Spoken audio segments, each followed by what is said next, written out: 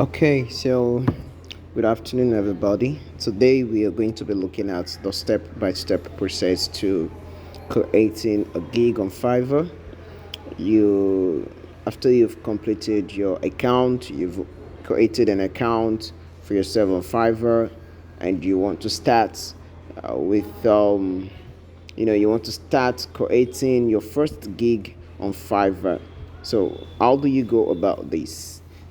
So this would be, we're going to be walking us through the step-by-step process to creating a gig on Fiverr. Now, to create your first gig on Fiverr, what you do is, of course, you go to fiverr.com on your phone, your mobile phone, or your laptop, and you log in. After you've logged in, then you are going to have your um,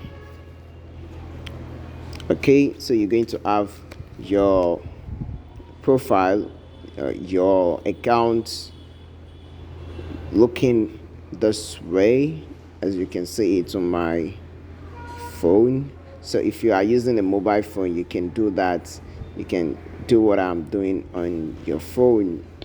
So now, when you look at the buttons close to the profile pic, it's you have messages and switch to settings. So you have to switch it back to setting. Remember, whenever you accessing Fiverr on your phone, always ensure that you put it in a desktop mode. So mine is in desktop mode. This is where you get desktop. You can see desktop site, it is marked. So always put it in desktop mode. So you switch to selling,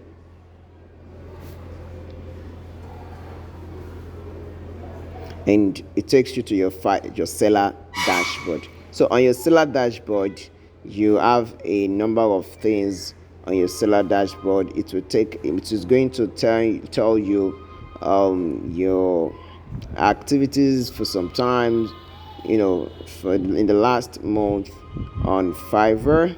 So now you come to, if you look down, you have a button, share your gigs. So you go to share your gigs.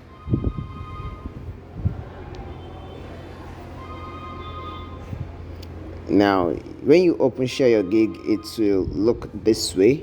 It is not in desktop sites, so you can see the desktop site is not marked, so you have to put it back to desktop site. Good. Okay, so here we go.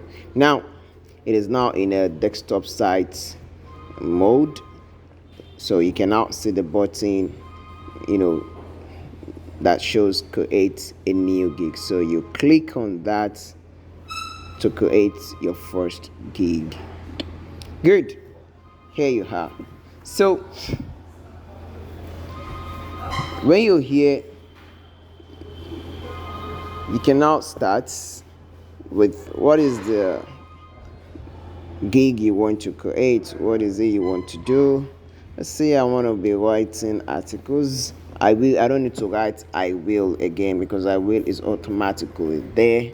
So I will say I will write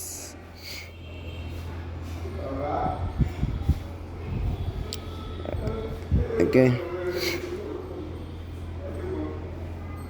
I will write oh sorry I will write and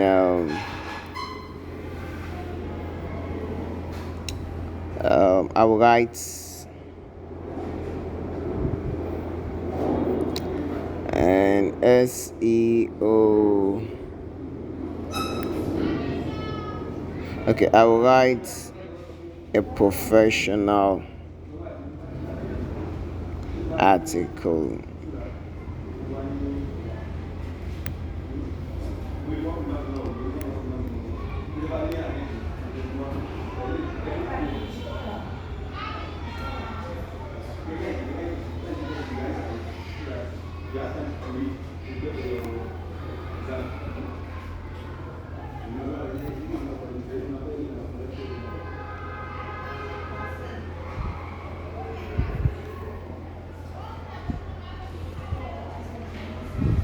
So I can write, I will write a professional. You don't need it to be too much. I will write an SEO friendly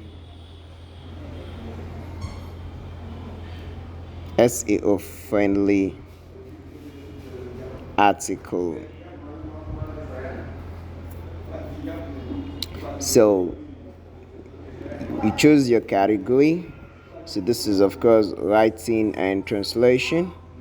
Then you can come to the what is the subcategory of this is articles and blog post. So you can choose any one that you want to be doing. There are ton of things you have under writing and translation.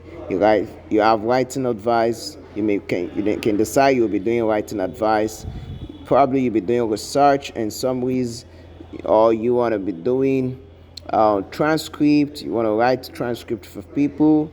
You want to write grant writing, legal writing, speech writing, e-learning writing content, and so on, creative writing, job descriptions, etc., etc. So just choose anyone you know will float your boat. So for now, I will choose website content.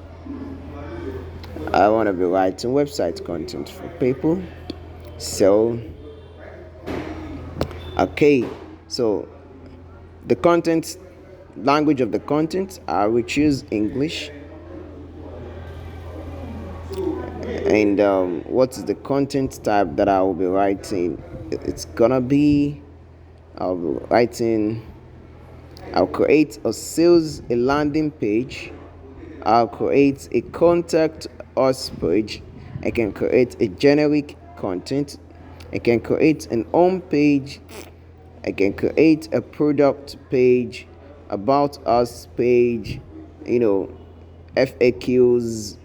I can also create a sales page, so and so on. Then I will include a search tag. So the search tag are more like keywords, like those words, you know, those words that have to do with your gig.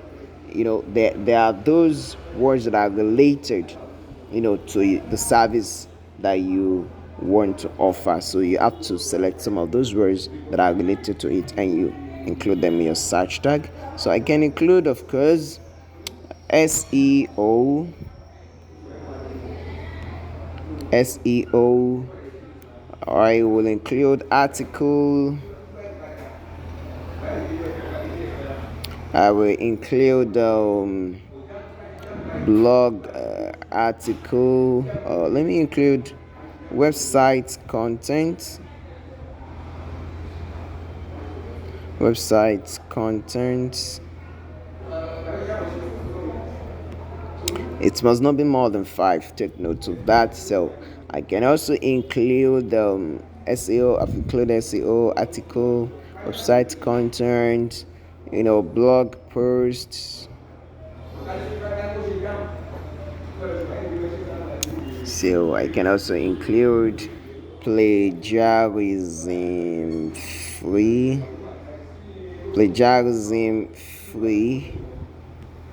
Good. So these are some of the related words that I think I have. There are still a whole lot of related words, but for now we can stop here. So, and beside, we only have maximum of 5 tags that we can use. So you save and continue. Good. And it saves. Now the next thing is you put the pricing. Now in the pricing, you have 2 options. You can choose to go for packages. You offer package, and you may decide not to offer any package. So if you decide not to offer any package, you'll be having a kind of a kind of one major service that you'll be offering, a service that would focus on one thing. It has no variance. So it is just one thing you're gonna be offering.